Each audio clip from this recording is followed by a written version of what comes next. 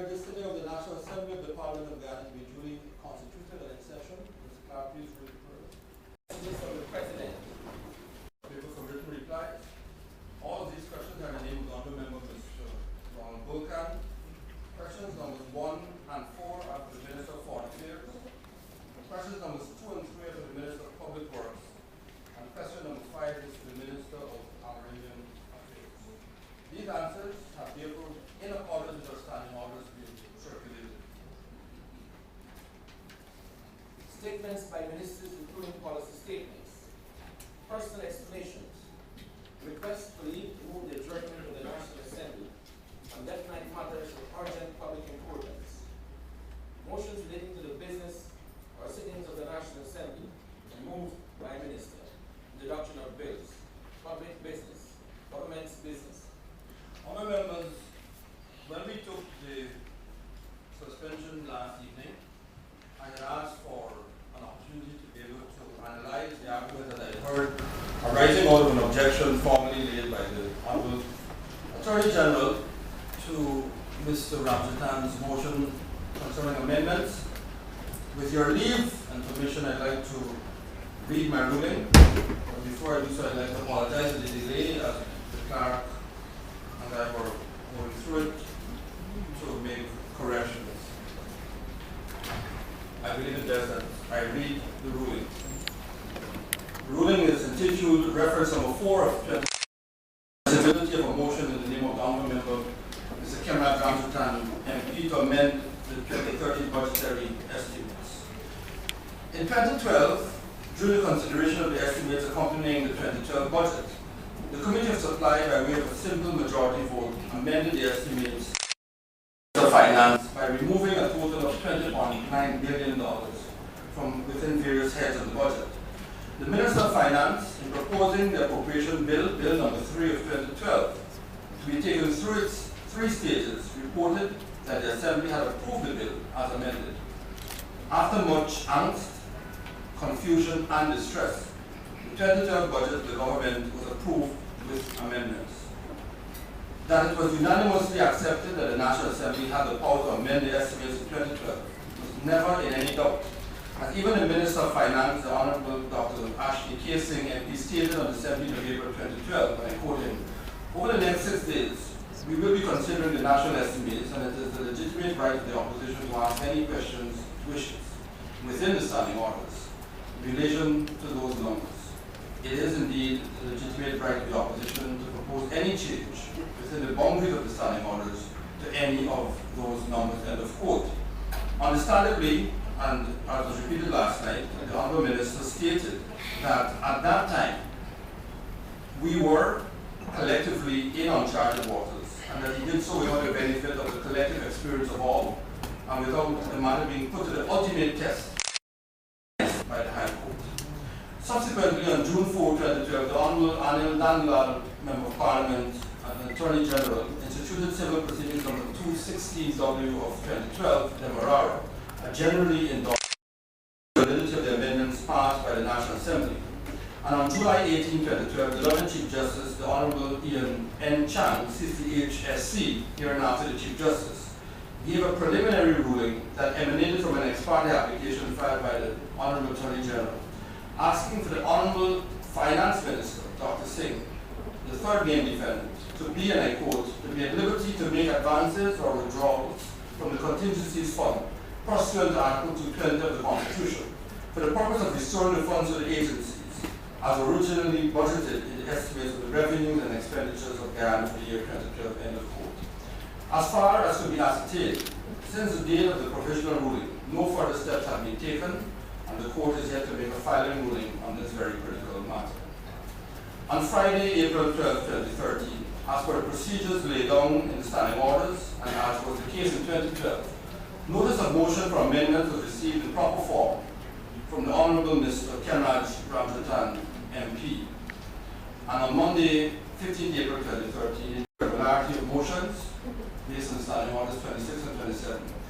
I invited arguments for and against the motion being introduced. Previous rulings numbers 2 and 5 of 2012, given on the 15th of March 2012 and 30th of June 2012 respectively by me as Speaker, have established that in strict compliance with the doctrine of separation of powers, the executive has the right only, and only the right resides in the executive to formulate the budget. And correspondingly, the National Assembly has the right to scrutinize, approve, disapprove, or amend by reducing only the government's estimates of expenditure. In a manner of speaking, therefore, this ruling is an expansion and continuation of numbers 2 and 5 of 2012, respectively. For the sake of clarity, I have identified the essence of the arguments of the two sides of the House to be, on the government side, firstly, that the word approved must be given its literal meaning and interpretation and can never mean amend. Secondly, that the power to amend would have been explicitly granted to this National Assembly if this is what the framers of our Constitution intended. The words would have been so set out as they are in Article 113(2) of the Constitution of India. Thirdly, the Ghana situation of the National Assembly amending estimates was never contemplated given the unique political system that includes features of a hybrid Westminster presidential system and proportional representation. And further, the constitutional reform process of 1998 to 2001 neglected to address this anomaly. Fourthly, that the Constitution of Ghana is supreme and all institutions of state, including the National Assembly, are subject to it. Fifthly, that the High Court, as the only institution that can interpret and make binding declarations on the Constitution, has, through the Honorable Chief Justice, made a ruling that must be followed by this National Assembly. And sixthly, that Article 171, 2A and B have no applicability to the consideration of proposed estimates, but rather relate only to existing charges on the consolidated fund. In turn, the opposition's arguments I discern to be: 1, that the power to approve must include the power to amend. 2, that the majority of the National Assembly is empowered to make changes to the estimates. Thirdly, the Honorable Chief Justice's ruling was restricted to just one matter, being whether the Minister of Finance could make advances and withdrawals from contingency and consolidated funds. Fourthly, that the High Court has no jurisdiction to interfere with the National Assembly in the performance of its functions. That the High Court's constitutional duty and responsibility commence after the National Assembly has acted. Fifthly, that the ruling of the High Court did not strike down the Parliament of Guyana's decision to pass Appropriation Act No. 3 of 2012. And lastly, sixthly, that the National Assembly has the power to amend the estimates in the Committee of Supply stage and also to amend the appropriation bill when it is being considered. I turn to the principle of budgetary control. Ever since the 17th century, the battle of the purse, as it is referred to, began in the United Kingdom, and the outcomes are such that for countries that were former British colonies, these were inextricably affected and influenced unto today by the manner of their constitutional arrangements governing public finance. Many lives were lost and monarchs deposed over this issue about parliamentary supremacy and the right to approve budgetary allocations for the Crown. The Glorious Revolution of 1688 comprehensively defined the financial role of Parliament as it culminated in the promulgation of the 1689 Bill of Rights, which established that the principle that only Parliament could authorize taxation by proclaiming, and I quote, that levying money for or for the use of the Crown by pretense of prerogative without grant of Parliament for longer time or in other manner than the same is or shall be granted is illegal, end of quote. Former Prime Minister of Great Britain, William Gladstone, had since 1891 defined the power of Parliament over public spending this way. And Prime Minister Gladstone said, the finance of the country is ultimately associated with the liberties of the country. If the House of Commons by any possibility lose the power of the control of the grants of public money, depend upon it, he said, your very liberty will be worth very little in comparison. That powerful leverage has been what is commonly known as the power of the purse, the control of the House of Commons over public expenditure, end of quote. And more recently, an Australian Senator Andrew Murray in 2007 stated, and he says, The transparency and accountability of Commonwealth public spending and expenditure is right at the very heart of parliamentary life.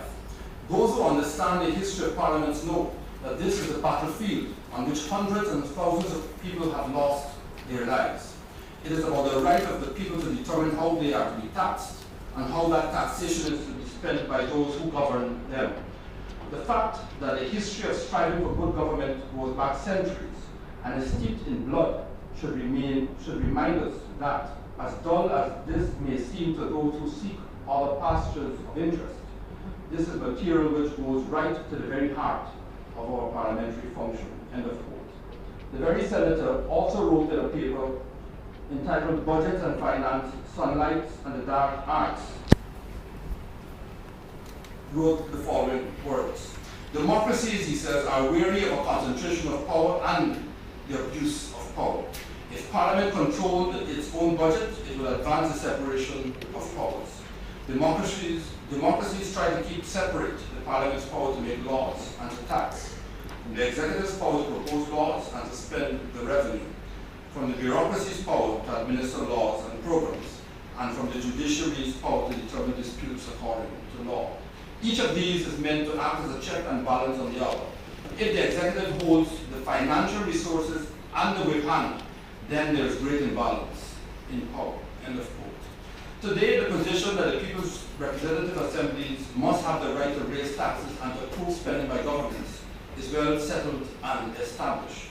Erskine May captures the essence of the principle this way, quoting from Erskine May, the 23rd edition. Says, the dominant influence enjoyed by the House of Commons within Parliament may be ascribed principally to its status as an elected assembly, the members of which serve as the chosen representatives of the people. As such, the House of Commons possesses the most important power vested in any branch of the legislature. That is the right of imposing taxes upon the people and of voting money for the public service. In Guyana, despite having a unicameral legislature, a hybrid of the Westminster system, and proportional representation, it is my considered opinion that the principle of representatives of the people is no less potent and is very valid and alive. There are several well-recognized universal principles and tenets that inform the function of parliamentary control over public money. These include: 1. The executive cannot levy taxes or borrow monies without the legislature's authority. 2. The executive has spending authority only when it has received such authority from the legislature and in accordance with the limitations stipulated by the legislature. 3. Each year, the legislature grants, through appropriation acts, approval to the executive to spend money on these expenditure items for which approval has not already been given, and normally all expenditures, and normally for all other expenditures other than statutory items. And 4, the executive must submit an annual budget of expenditure, which are called estimates, to the legislature. One writer, Mr. Joachim Wiener, who is a lecturer at the London School of Economics, observed that many legislatures have constitutionally unfettered powers to shape budgets, including those in Scandinavia, much of continental Europe, and the United States. To the contrary, he says, reductions-only restrictions apply in the Westminster tradition, so that Parliament may only reduce existing items, but it may not include new ones or increase existing ones. Finally, he says, the Westminster tradition precludes a creative role for Parliament in budget policy through the amendment process. Any amount from an expenditure item that is cut cannot be shifted to increase spending on a different item elsewhere in the budget. End of quote. Even in the face of what many consider to be clear and defined rules, the matter of the right of Parliament to exercise control over public spending is one that continues to generate tension and confusion. The relationship between the legislature and the executive and the powers over public spending vary from region to region and from country to country. The varying systems deployed are the subject of much debate and even judicial intervention. A 2003 National Democratic Institute paper traces the various systems used to regulate this delicate balance and the tense situations these evoke from time to time. And in that paper, it is said, that in almost all political systems, it is generally accepted that the executive has a primary role in developing an annual budget and presenting it to the legislature. The legislature has a right to review, debate, and in some cases amend and approve or reject the spending plan proposed by the executive. In developed presidential and parliamentary systems, the executive and legislative branches have traditionally struggled to find an equitable balance of power over financial matters. That struggle continues today, as executives and legislatures seek to exercise their budgetary prerogatives, fashion new ones, and mold policies through the allocation of the nation's resources to priority programs. And similarly, in a paper entitled The Role of Parliament in the Budget Process by Warren Krafchick and the very Joachim Wheeler who I referred to earlier, the authors boldly advance the position that, and I quote, as representatives of the people, Parliament is the appropriate place to ensure that the budget best matches the nation's needs with available resources. The international debate is framed as a tension between the roles of the executive and the legislature, between technicality and democracy. In virtually all countries, it is accepted that the executive has a mandate to prepare the budget. The role of the legislature is to exercise oversight and to authorize the executive to raise revenue and spend money. And finally, Mrs. R.A. Amodu from Nigeria, I believe she is known as the Secretary General, or for comparatively the Clerk of the Parliament of Nigeria. Writing in a paper entitled The Appropriation Procedure, an Aspect of the Budgetary Process in Nigeria in 2001, wrote, in virtually all parliaments of the world, there is common provision in their country's constitutions as to whose duty or responsibility it is to pass laws. This duty is invariably bestowed on the legislature. The responsibility is indeed more pronounced in regard to money matters, that is, appropriations and finance, including even bills whose subsidiary elements involve money. In order, however, to implement the constitutional provisions in practice, parliaments employ rules and regulations, commonly known as rules, standing rules, or standing orders, which are generally similar to legislatures in democratic countries, but may vary in operational details. I turn now to Guyana. In the 1960s, being the era of self-determination, Guyana, like scores of foreign British colonies, received political independence, but not without being given the tools to organize and govern the state, which we know as a written Westminster-type constitution.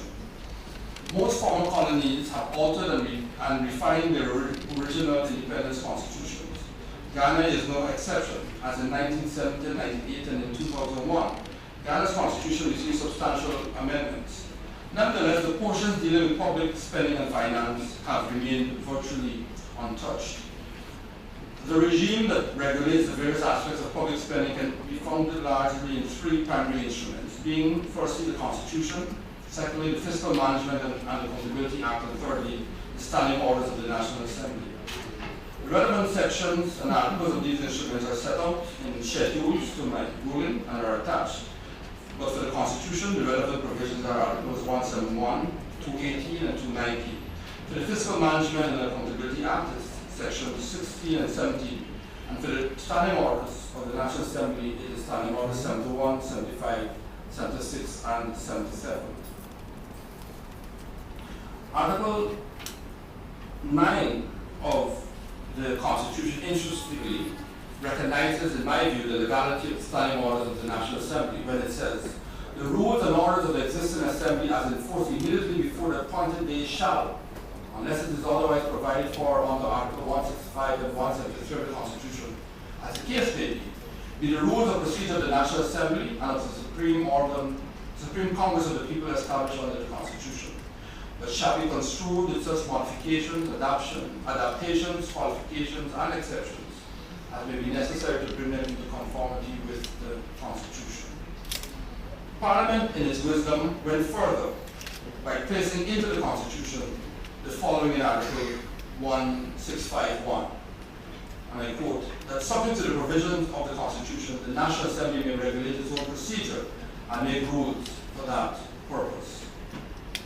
It is opposite to note that in a ruling given by the Honourable Speaker Rampuran in the 9th Parliament, the rising on the border raised by Mr. Anand Nandlal MP, as he then was, on the legislative potency of the standing orders, the Speaker ruled thus, and I quote him, "I therefore disagree with Mr. Nandal and rule that the standing orders fall within the definition of written laws." Then Mr. Ramgooran was using the interpretations given to him by the Interpretation of General Clauses Act, Chapter 201 of the Laws of Guyana. I endorse this ruling. The relevant standing orders relating to the business of parliamentary scrutiny and approval of finance bills are set out in Standing Orders 71, 72, 73, 74, 75, 76, 77, 78, and 79. I turn briefly to what obtains in other jurisdictions. Reference has already been made to the fact that in all instances, save one, and that one where the exception is New Zealand, where I pointed out last night that there is no written constitution, but for every other colony of Great Britain, there is a written constitution quite similar to the one that we inherited in 1966. In all those instances, save one, the regime and architecture for financing government spending is for all intents and purposes the same. To this end, reviews have been made of the Constitution and standing orders of parliaments and assemblies in other jurisdictions with a Westminster tradition and a written constitution. In those reviewed as a representative sample of all, I looked at Trinidad and Tobago, Jamaica, Canada, New Zealand, India, Ghana, Singapore, Sri Lanka, and even Nigeria. And in all, the power to amend financial statements is recognized and upheld. Only recently, in March of 2013, that would be last month in Singapore, the Parliament passed the government's budget, but not before a gargantuan number of motions, 483 to be exact, motions for amendments were submitted.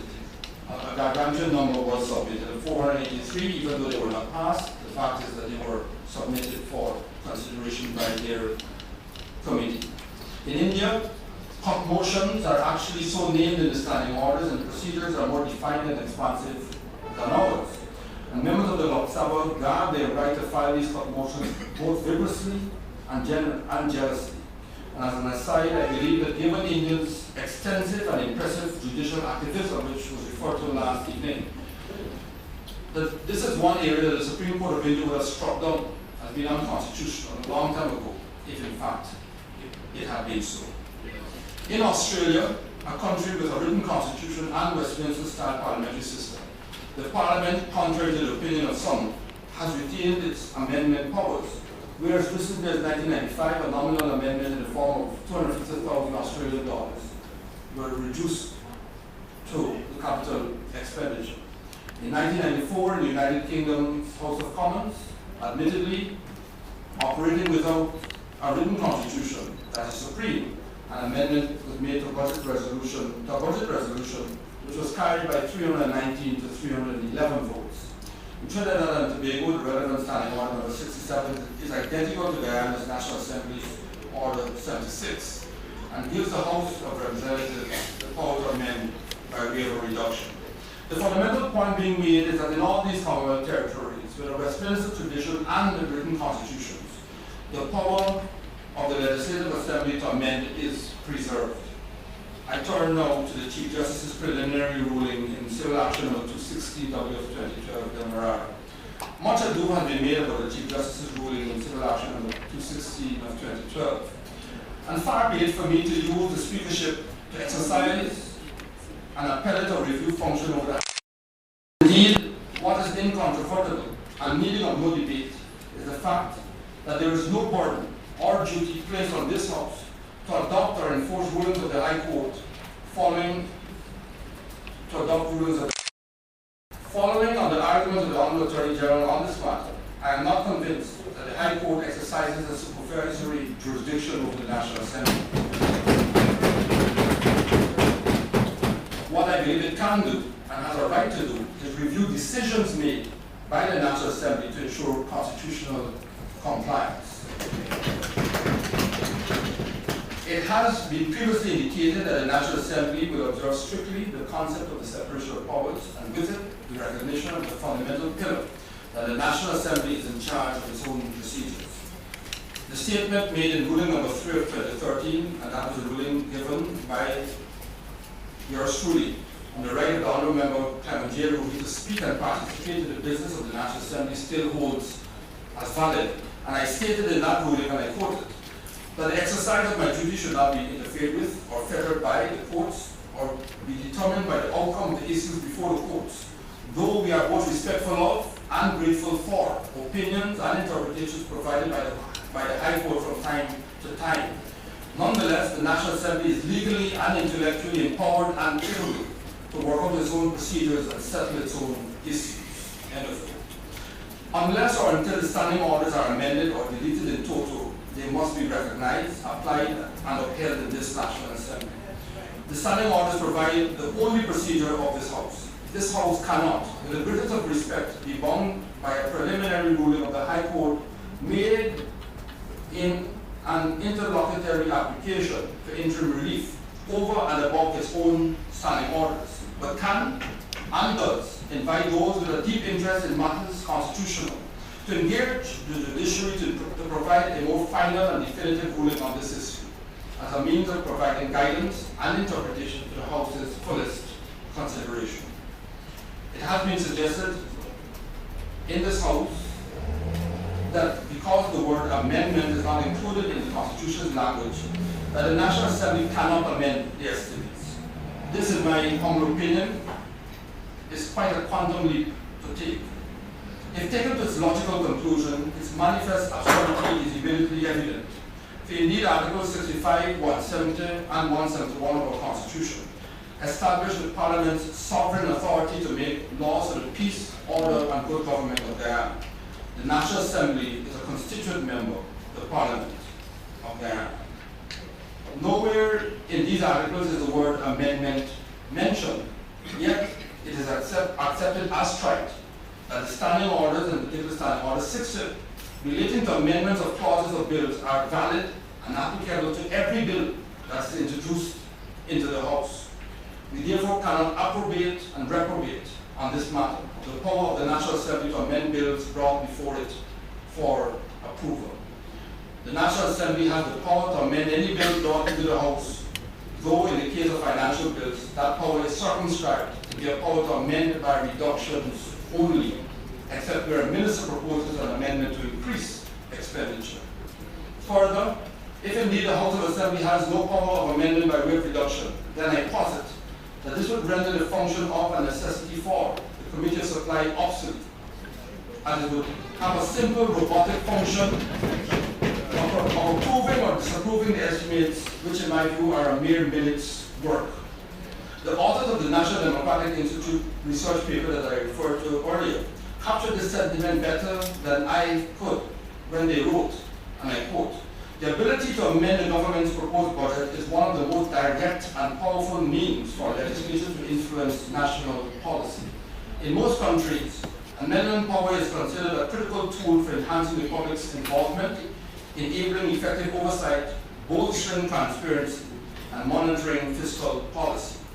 Without the opportunity for amendment, legislatures become mere debating societies or lose ambition and simply rubber stamp legislation, thereby depriving the people of their most direct links to the governance of the nation." End of quote. And in the research paper entitled "Back from the Sidelines, Redefining the Contribution of Legislation to the Budget Cycle." Now for my ruling. Ruling, first, that the Constitution of Ghana is, as is every constitution, the embodiment of the nation's fundamental principles and provides the philosophical and guiding underpinnings of the state. It is through enabling legislation that constitutional provisions are given efficacy and effect. The Fiscal Management and Accountability Act and standing orders of the National Assembly are enabling legislation to give effect to the provisions of 171, 2A and B, Articles 217 and 218 of our Constitution. Secondly, the provisions of standing orders 76 do not, in my considered opinion, collide with, but rather complement Articles 171, 217 and 218 of the Constitution. Thirdly, the rules of procedures for the passing of finance bills are written and enabling laws that cannot be ignored or circumvented conveniently. Fourthly, the political system practiced in Ghana does not negative the authority of the National Assembly to amend bills and motions, including those dealing with public finance. Fifthly, the National Assembly of the Parliament of Ghana has the power to amend by reducing only the estimate of expenditure submitted by the minister responsible for finance. Sixthly, The National Assembly has the option of rejecting the entire budget or accepting the entire budget with or without amendments. Seventh, the power to amend cannot be used capriciously, injudiciously, whimsically, and/or wantonly. The motion submitted in the name of the Honourable Member Mr. Ramjitan on the 12th of April 2013 and placed on notice paper number 179 of the same date is properly before the National Assembly and can be considered in and by the municipal body. Therefore, said motion is compliant and not in collision with Article 171(2)(b) of the Constitution and standing orders of the National Assembly. I'd like to say something on what I believe to be the way forward. In preparing for this ruling, it occurred to me that the easier part was in formulating a ruling, but the more difficult was pointing the House in a direction that is nationally wholesome. Those who gave and those who received the instruments of independence could never have intended that such a hallowed right and privilege of the National Assembly to amend estimates that was fought for and won with much bloodshed and sacrifice many centuries ago would be usurped, surrendered, or easily given up. Correspondingly, such an important right must be used responsibly. Undoubtedly, the adage that with great rights come great responsibilities ring true here. The power to amend must not be exercised capriciously, vengefully, or wantonly, and without any rational basis. The preeminent duty of the National Assembly is to pass laws for the peace, order, and good government of the state of Guyana. In recognizing this right to amend, I believe that it will be exercised responsibly and within the spirit of the Constitution. To do otherwise will be to invite the court to vacate any amendments as being predicated on wrongful, unreasonable, and unconstitutional use of power. In my considered view, the Minister responsible for Finance now has two choices. When the Committee of Supply reviews the estimates and proposes amendments, if those amendments are adopted by a majority of the committee, then the Minister of Finance, when reported to the House, may either report that his government accepts the amendments and want to report to the House that the estimates have been approved as amended, or he may indicate that he is withdrawing the estimates entirely if his government does not accept the amendments and see them as an indication of lack of confidence in the government. It is for the government to make a calculated political decision as to whether it can live with the amended estimates or not. If it cannot, then the decision is obvious. In 2012, when the amendments to the estimates were proposed by the National Assembly and adopted by the Executive, albeit reluctantly, the nation did not fall apart. We have passed this way once before, and now have a better definition of what to expect, and we know that we can survive. The decision is ours to make, to embrace the realities and opportunities of the 10th Parliament, or to ignore them altogether. Thank you very much. However, there are still mistakes which we will work on and have the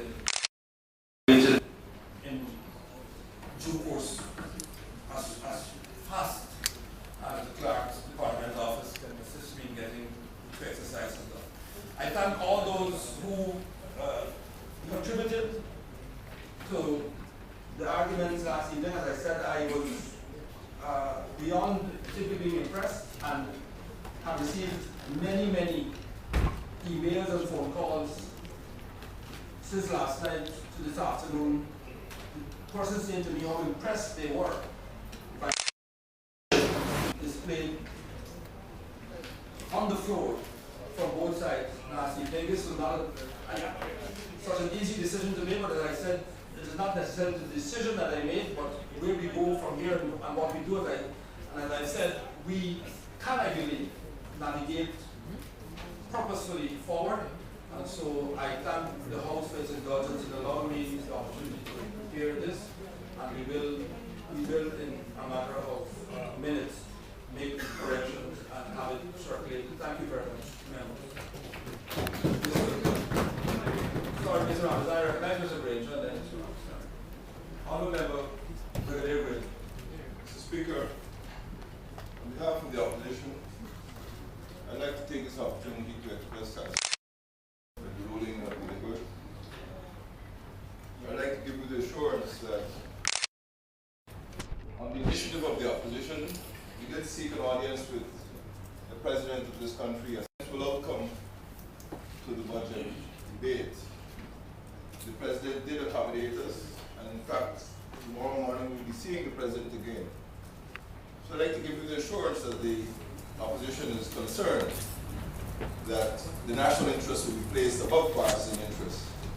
I believe that your ruling today is a landmark ruling for democracy, for parliamentary democracy.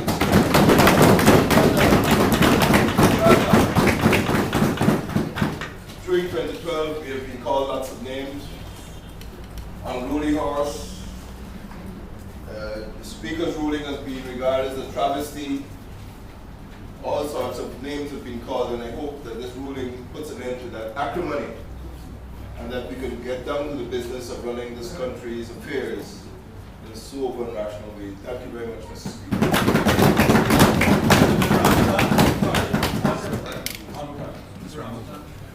Mr. Speaker, I want to state my congratulations to you. Well, Mr. Rana, there's nothing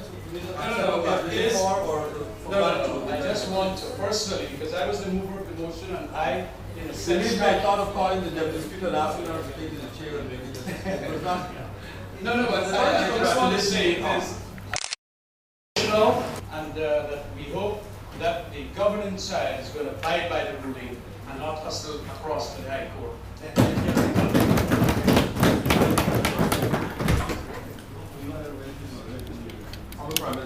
Yes, sir.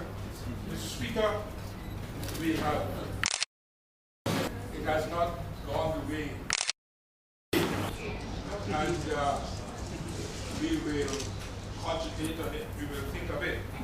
But I wanted to say that our budget, in every head that we present, we have no doubt that it is the best for our country at this time within the means that are available to us, and to start that basis. As appreciated.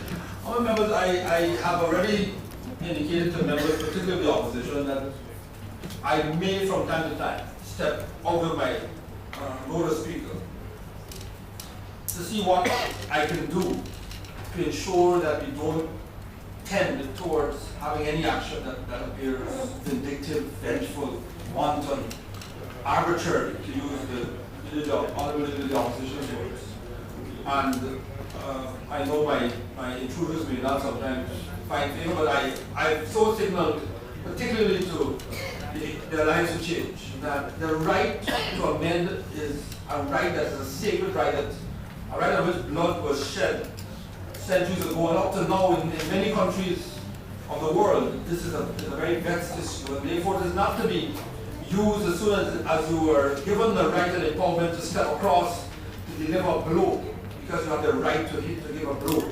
That's not what it's for. It is to ensure that the people are given the best representation possible, not to exact several scores, or to because you don't like the way a particular minister is speaking to you or answering, I'm going to show you that I can use my power. That's not what the power is for, and if used like that, it is highly unconstitutional, because it was never power to exact, as I said, revenge or to take several scores.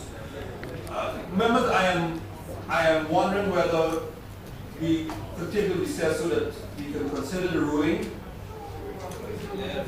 Because the Prime Minister has so indicated that the government side needs time to concentrate on the ruling, and by then we'll have copies in hand, and then we come back and we determine how we proceed on the estimates.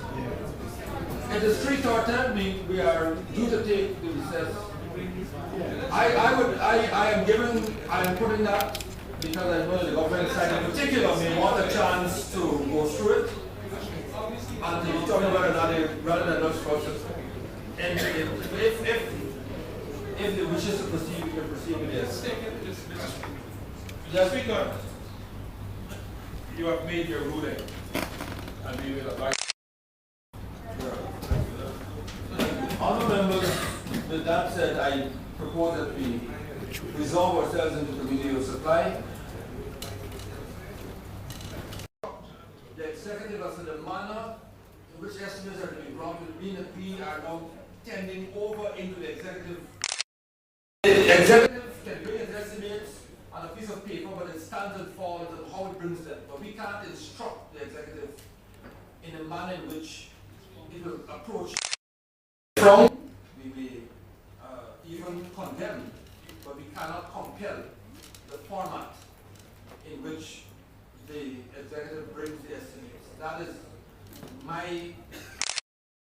I know that members may wish to be heard on it, but as it stands now, it is my view that for the speaker to inform or instruct, which I don't believe I have. Even if I did, I believe that that power would be stepping over the line and stepping on the toes of the executive if I were to direct that the estimate be prepared in a particular form that is satisfactory. So it is to the minister to be aware, the Honourable Minister of Finance or whoever is representing government, and for them to bring the estimates and to stand or fall by the format that they choose. That is my belief, sir. Thank you very much, Mr. Speaker. I appreciate the dispatch with which you looked at this matter. As you point, a preliminary opinion, and being not alone, I'm again befuddled by this concept of a preliminary opinion. Mr. Speaker, I am not, and the APNU sending you this letter, was not seeking to have you instruct or to interpret anything. In essence, the Constitution itself is extremely clear as regards the matter of how constitutional officers should be treated. It's not even a question of format. It is saying that the request must be made in a particular manner, and that is all I'm drawing your attention to. And I assume that as the Speaker, Go ahead, Mr. Mayor. Okay. as the Speaker,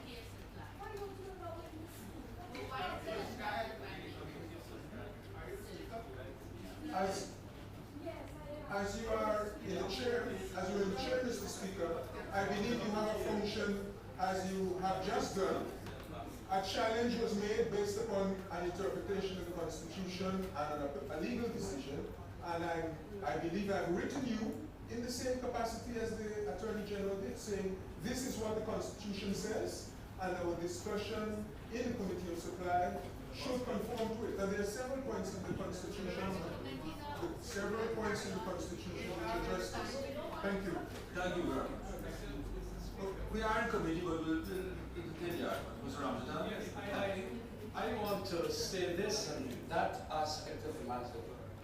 I have also been given the letter by Mr. Carl Pennage, and I think that it indeed has some merit in it, but to call for us to have done, and I can see the necessity for us deliberating on that on another occasion rather than this one. There, as I mentioned, certainly merits to it as to the formatting, but I'm in no position to proceed to make the case or to argue whether pros and cons, whether it should apply at this stage. And so I would rather suspect that we should proceed to the committee. Thank you. Honourable Mr. Greenwich, the nebulous term of preliminary is a term, of course, well understood by us lawyers, but sometimes not very good at explaining it. But I do recognize that Mr. Ramjadan says that this matter needs to be given fuller consideration and even take argument, because I did, with your permission, send a copy to the Honourable Attorney General and Minister of Finance last evening, and it is a matter that we have to address. But on the face of it, I gave what I thought was just a preliminary opinion. At the end of the day, the nation must have a budget, and I'd like us to expedite that process. We can't, the nation awaits, we can't, in my view, delay it any longer, but I will speak with leaders of the House to see how we can address this process. Because I haven't received a response from the government, but it's not something that we can wish away or should try to wish away or sweep under the carpet. It should be addressed. But I've only given my my preliminary views on that. Thank you very much. To understand something you just said a couple of seconds ago. Mr. Grenner's letter was circulated, it was addressed to you. I was not aware on behalf of the government side that a response was expected from us, but you said you hadn't heard a response from the Courtesy government. would have expected that if the government received it, would have at least out of courtesy. I assure you, Mr. Speaker, you may be right in what you're saying. The point is we were here debating last night a very critical issue and awaiting a ruling. This issue has not that we were being waited on for such. I was not, mind you, I was not implying that I would demand or expect. I just, sometimes you will get to it. But it's not that I expected one to be given forthwith or anything like that, or that you were waiting a response from the House. I consider Mr. Greenwich, Mr. Rambutan, and perhaps Prime Minister, the way perhaps procedure we will address this request. Thank you. Honorable members. Because I would, speaking for myself, I would, if we are going to start Ministry of Foreign Affairs, if the new respectful application would be that we go straight through, which would be phenomenal, or we take the break now and start. No, I was speaking to I was addressing the speaker, I believe.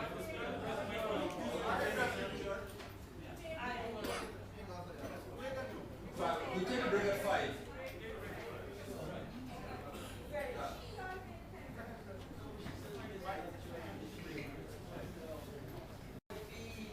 The next step, contracted employees 6116. We see that there has been an increase from 49 to 63 contracted employees. And that now brings the number of contracted employees to over 50% of the staff under this program here. Honorable Minister, could you, through you, Mr. Chair, could you share with the House whether the contract, how does it proceed? Do you advertise? Is there a panel that interviews? Is it a one-person panel? Is it a multi-purpose panel? I'm just trying to, the nation could understand how you become a contract worker. You publish publicly that we have these vacancies, and when people come to be interviewed, it is a single person that interviews them, it is a panel, and if it is a panel, what is the composition of that panel? Their advertisements, and there is a panel, the Director General, the Public Service Ministry, and our personnel officers are on that panel, and depending on which department the staff will be hired to serve in, the head of that department will also be involved. So could you give us an idea, through you, Mr. Chair, what is the total numbers? Because you said the Director General of the Public Service Ministry, and then you spoke about a few other persons. The panel was, and also where is this advertised? Where is vacancies advertised?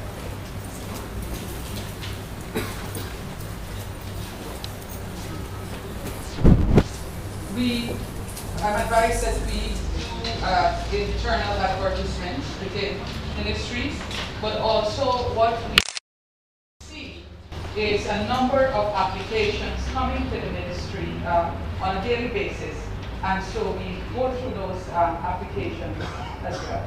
So then it would be correct to say, what is not honorable, if you do not advertise outside, you do not have external advertisement for position.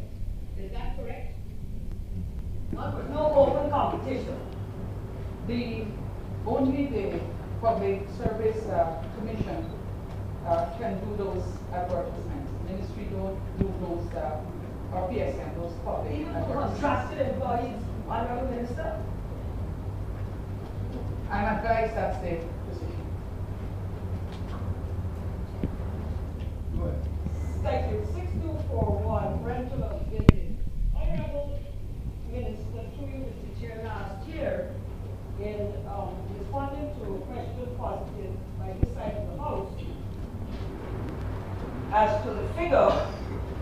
budgeted last year for 19.6 million.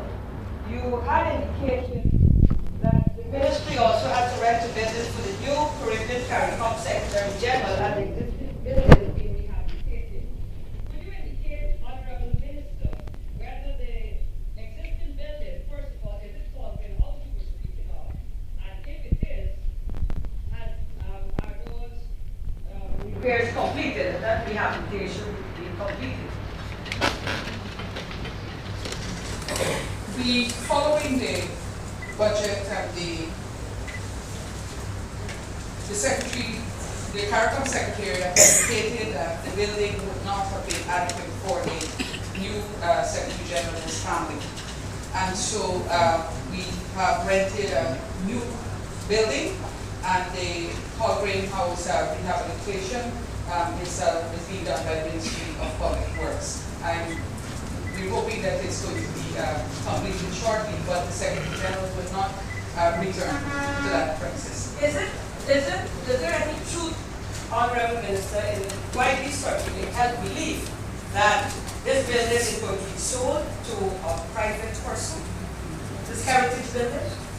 Not to my knowledge.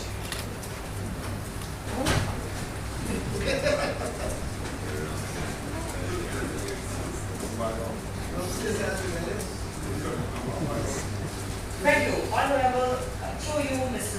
Chair. 6265 on transport, travel, and postage. Last year, the ministry budget was 25 million.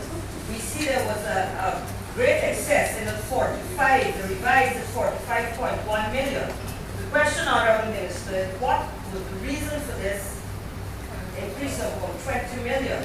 And we now see that the budget is 35. And if that will be sufficient, given that last year we spent 45 million. We've had some significant postings in 2012. As mentioned before, we had 5 foreign service officers posted. We had a new head of mission posted to Paramaribo, new head of mission posted to Brasilia, 1 head of mission returned home, 1 consul general posted to Barbados. In fact, we had 8 foreign service officers posted, but because we had some officers returning, it was 75 earlier. And we had, yes, so 3 FSOs reposted, and this is the way we cater for that. Honorable Minister, last year during your budget, on the same line item, sir, when your budget last year, your presentation, you spoke about setting up a mission, you indicated I may have had, I think seriously, I may have had inside knowledge that I had suggested we needed a mission in South Africa. You had said that that was on the cards. We didn't hear anything about it during this budget presentation. But I'm wondering, I see you have 35 million there. Does that include any movement in terms of posting for the mission in South Africa? In other words, do we expect that that will be done this year? If the posting is catered under that line item? That's our plan, and some of it is catered for here, and some in Program 2 as well. Can you indicate where the embassy is likely to be? Which city in South Africa? The capital, Johannesburg. Thank you very much. 6281, Security Services. Honorable Minister, last year, in fact, in 2011, as you can see, it was 9.9 million, and there was a pretty big jump, proposed jump for 15.1 million. And I had asked the question, why this jump? Because you had indicated very frankly that, well, look, they had indicated, they had informed, I presume you or your ministry, that they would be asking for an increase, hence the jump to 15. But we see that only 10.5 is actually spent. Could I ask, despite having told you that they were going to ask for a raise, they informed me, that's what you told the House last year, that they then changed their mind and said, look, although we told you we are going to come for an increase, Honorable Minister, on our ministry, we now, out of love or whatever, we will no longer be asking for an increase? So the very definitive statement you made last year, I have the answer here. Yes, we had envisaged a significant increase, but we did not see that significant increase. It wasn't that significant, but we had catered for that. And so I provided that answer last year. But Honorable Minister, surely, when asked, I asked why it is that large increase. And then you said it is simple why they did the increase. They have so indicated that they are coming. And I would have thought that the figure was based on what they would have told you. So my question is, how is it that it is $5 million less? They haven't told you, and you informed the House that they had told you that. Did they then come back and say, although we told you we want an increase, we've changed our mind?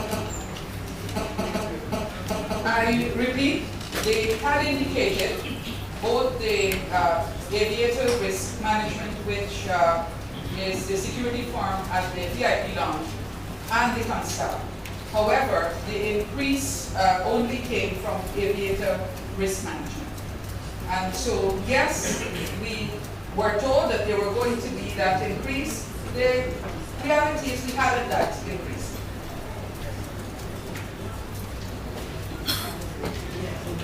One thing, Mr. Sharman indicated, but I'll go through the front bench first, and then Mr. Sharman, go ahead, Dr. Now. Mr. Chairman, thank you very much. To you, Mr. Chairman. Line item 6322, subsidies and contributions to international organization. Listed as international organization, this ministry has the Organization of American States, which is allocated $4 million. The Honorable Minister said, Mr. Speaker, Mr. Chairman, if this allocation in any way will contribute to meetings of negotiation in the quest for points of consensus of the draft American Declaration of the Rights of Indigenous Peoples between the indigenous representatives and the member of the states of the Organization of America.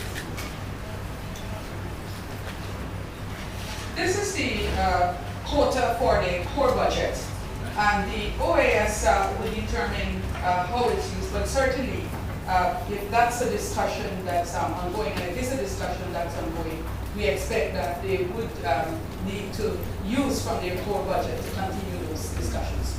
Just to follow up, Mr. Speaker, the organizations of these meetings formally said to us why the meetings had to be funded by countries, by friendly countries like France, Spain, Portugal, because the member states are not contributing to funds for this purpose. Have we ever been delinquent in our funding?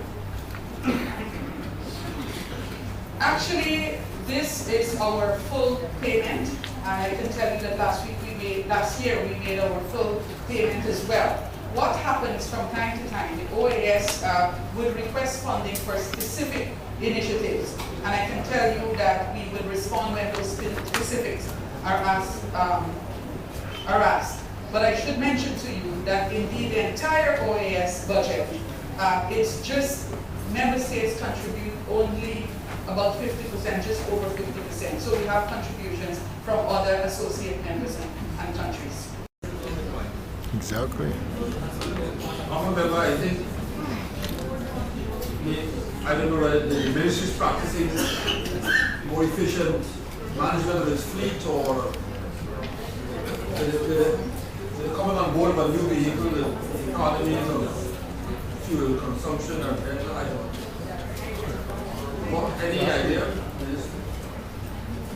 Mr. Speaker, we're becoming better and better at management and the use of our vehicles. And we don't envisage a big increase this year. As we go down later, we will be purchasing 2 new vehicles and use some of the older vehicles.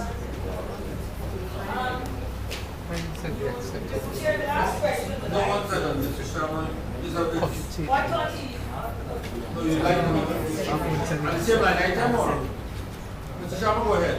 No, I'm going to move on to the next line. Mr. The speaker, you were on this line item or another? No, not this time. But I'd allow Mr. Sharma to proceed, please, and then go ahead, Mr. Sharma. Line items, item 6271 telephone charges. I noticed in budget 2012, 14 million was budgeted. Actual spend was 5.6 million. In 2013, 10.1 million is being spent. Now, I don't understand why the fluctuation from budgeted 14 million to actual 5.6 million, and then you go back to a 10 million. Then when you're not spending the money. So what is happening with the budgeted amount in 2013 of 10.1 million? If there's some special activity that they will increase telephone charges.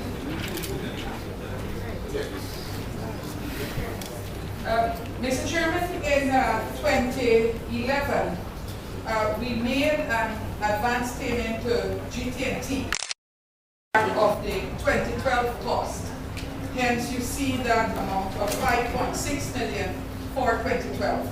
The 10 million budgeted for 2013 would now reflect the entire cost for 2013, whereas in 2012, we had an advance payment made in 2011. Mr. Chairman, I don't know if the honorable minister is aware, advance payment is not allowed in the fiscal management accountability process. In the act, advance payment is not allowed. We need a cash basis of accounting, and if the honorable minister Minister of Finance wants to give us the definition for cash basis of accounting. That's the one? Mr. Speaker, the honorable members, remember the Public Accounts Committee, as some of us are ourselves. This is an issue that is disputed in the public accounts, and it's an issue where there are different opinions on this, on the government side and on the side of those that we've consulted. In the accounting field, the honorable member's position does not support this, but I would prefer that this matter be left to the Public Accounts Committee. Thank you. One, I'm aware that there is a difference of opinion in the Public Accounts Committee, but honorable member Mr. Sharma, I don't know that that is a question that you can put and we consider the estimates in terms of the formatting of or the accounting style. Whether that's a question that I would see as permissible. We are going through the estimates and the manner in which the accounting is done.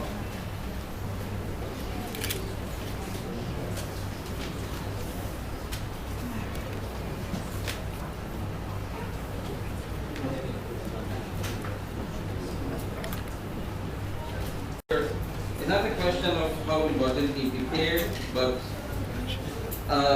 as this bill, Madam Chair indicated, the PSC did look at this matter, but we never benefited from the explanation of the Minister of Finance. He's there now. And No. We're dealing with the extra report here, and that can come as a question the minister, it can come in the form of motion, but right now we're dealing with the knowledge before us. The accounting practices of the Minister of Finance and the different agencies, I would leave for another meeting. Is there any other question? No, 1 second, Mr. Cornham. No, I'm going to wait for the front. I recognize Ms. Selma and then Mr. Harmon. Thank you, Mr. Chairman. I'm going to defer to Mrs. Oh, Lam. you were going to. Yeah. Lieutenant Cornham.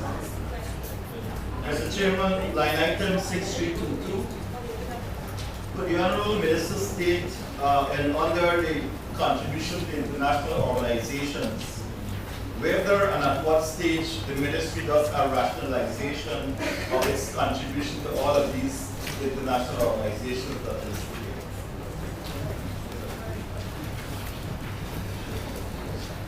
here? Mr. Chairman, in light of the increases that are required by many organizations, and in the light of the new organizations coming on board, the ministry is presently involved in exactly what the Honorable Member Mr. Harmon was speaking about. We we started that process, and the listing that you see here and the contributions that we have allocated here, we believe is the way forward for this year. But we certainly will be looking closer in terms of the benefits as well from these organizations. Mr. Salman, no? Mr. Sharma? Our member, Mrs. Bakker, Deputy Speaker. Could we then turn to pages 54 and 55?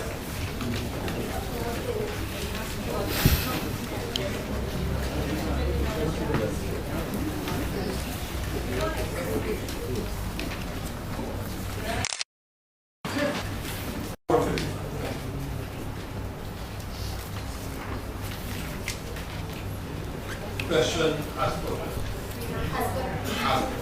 Thank you, Mr. Chairman. Do I repeat the question or the statement is given? The statement. Thank you. Rental of building. Mr. Chairman, this represents the rental of our missions in New York, the permanent mission in New York, the Consulate General in New York, in Ottawa, Toronto, Beijing, Brazil, Brussels, Caracas, Havana, Suriname, Nigeria, Barbados, Boa Vista, Trinidad, and India. And in terms, you want the cost for each one? In terms of the permanent mission in New York, $22,083 US dollars per month. I'm going to call all in US. The Consulate General in New York, $10,458 per month. Ottawa, $5,207 per month. Toronto, $3,935. Beijing, $14,641. Brazil, $4,631. Brussels, $5,658. Caracas, $5,100. Havana, $2,945. Suriname, $4,000. Nigeria, $1,320. Barbados, $2,750. Boa Vista, $925.57, depending on the exchange rate of the Trinidad, $1,705. India, it will be every 6 months, and we pay $13,750 every 6 months. I should mention, Mr. Chairman, that we own London and Washington. Ms. Salman? Thank you, Mr. Chairman. Mr. Chairman, line item 6284. Could the Honorable Minister say what goods and services fall under this category and what is the relevant cost to each?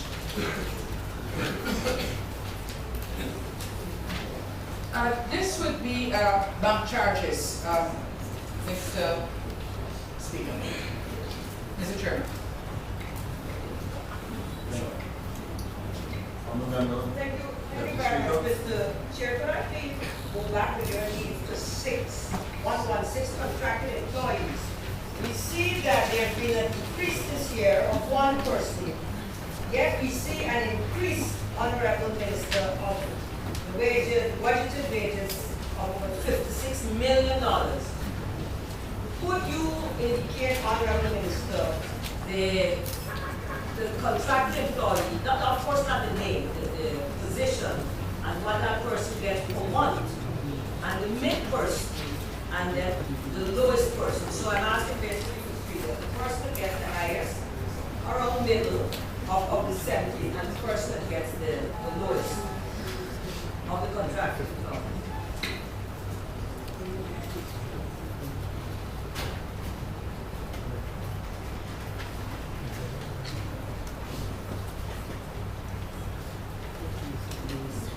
The one ambassador return, the highest in terms of the contracted employee, it's $1 million, $1,099,000.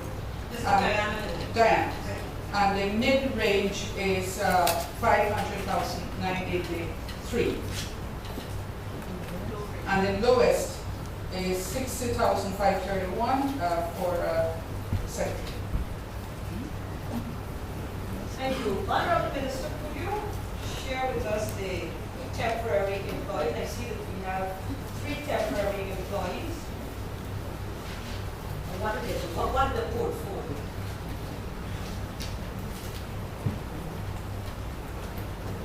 It's a legal officer in Brasilia and 2 gardeners.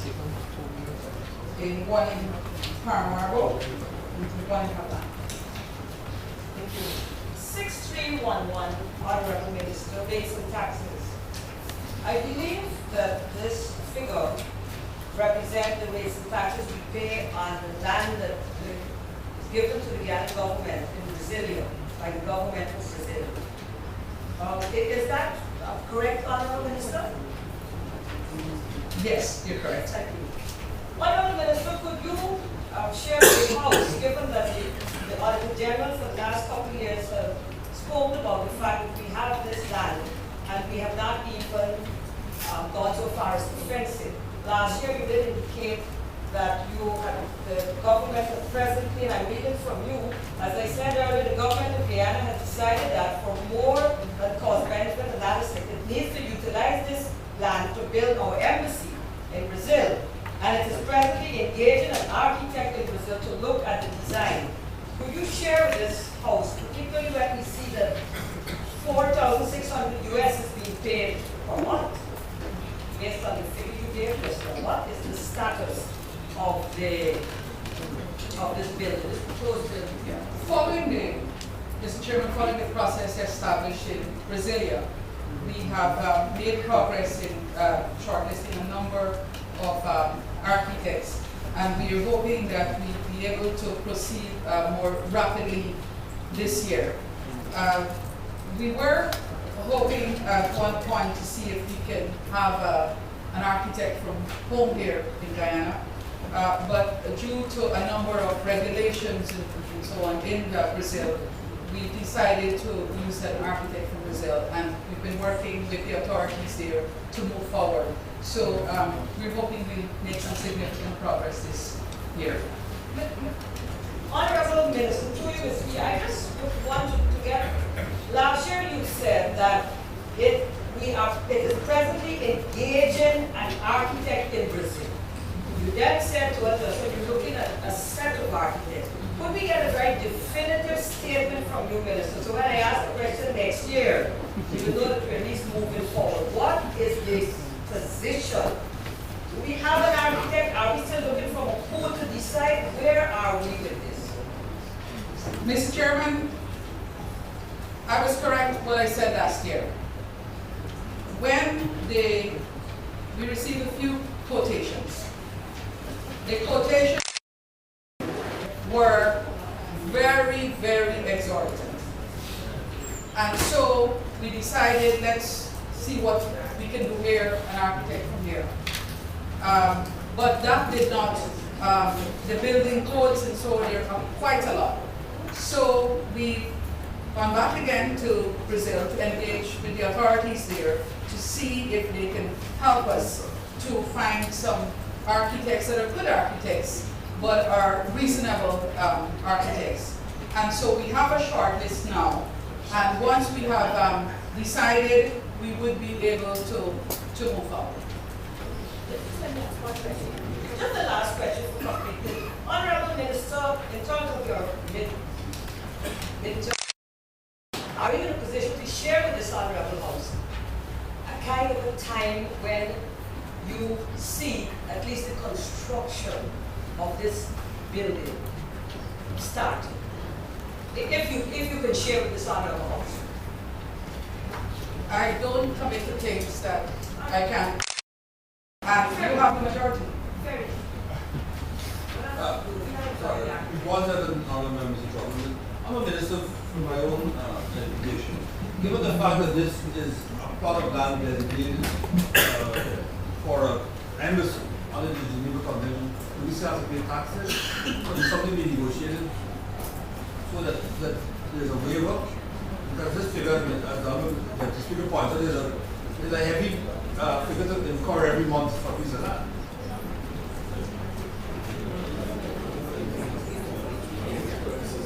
in Brazil, it's a little bit different advice, but they're not outside of the Geneva conventions. So it's a tax that Pushing for exemption. we have to pay. All local and state and federal tax. And you all remember Mr. Trump. Mr. Chairman, if I may, I'd like to take the minister back to 6116, contract employees. And my question to the minister is, in a situation, Madam Minister, where the number of employees is being reduced by one, what is the situation that propels an increase in your budgetary allocation of $56 million in 2030 as against that what existed in 2012?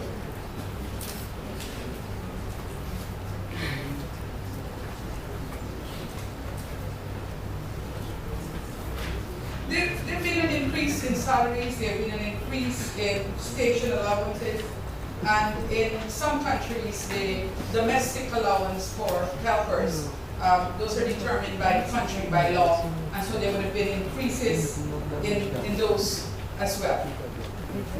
And you will recall that we had some appointment, for instance, in Toronto, we have a consul general there, so those we had to pay for those increases.